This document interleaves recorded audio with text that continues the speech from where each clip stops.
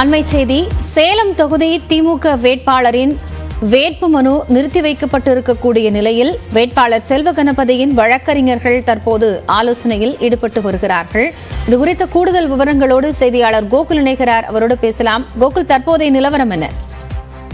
சேலம் நாடாளுமன்ற தொகுதியில் திமுக சார்பில் போட்டியிடும் வேட்பாளர் செல்வ கணபதியின் வேட்புமனுவை நிறுத்தி வைக்க கோரி சுயேட்சை வேட்பாளரின் வழக்கறிஞர் உள்ளிட்டோர் பல்வேறு குற்றச்சாட்டுகளை முன்வைத்தார்கள். குறிப்பாக அவருடைய சொத்து கணக்குகளை முழுமையாக காட்டவில்லை என்றும் 2 இடங்களில் அவருக்கு வாக்குகள் இருப்பதாகவும், அதே போல வழக்குகள் தொடர்பாக அவர் முழுமையாக அனைத்து வழக்கு பற்றியும் அவர் தெரிவிக்கவில்லை என்றும் குற்றச்சாட்டு. இது தொடர்பாக அவருக்கு விளக்கம் அளிக்க கோரி தெரிவித்து அவருடைய வேட்புமனு பரிசீலனை தற்போது நிறுத்தி வைக்கப்பட்டிருக்கிறது. இந்த நிலையில் தற்பொழுது செல்வ கணபதியினுடைய வழக்கறிஞர்கள் கார்த்திகேயன் உள்ளிட்ட வழக்கறிஞர்கள் தற்பொழுது மாவட்ட ஆட்சியர் அலுவலகம் வந்திருக்கிறார்கள்.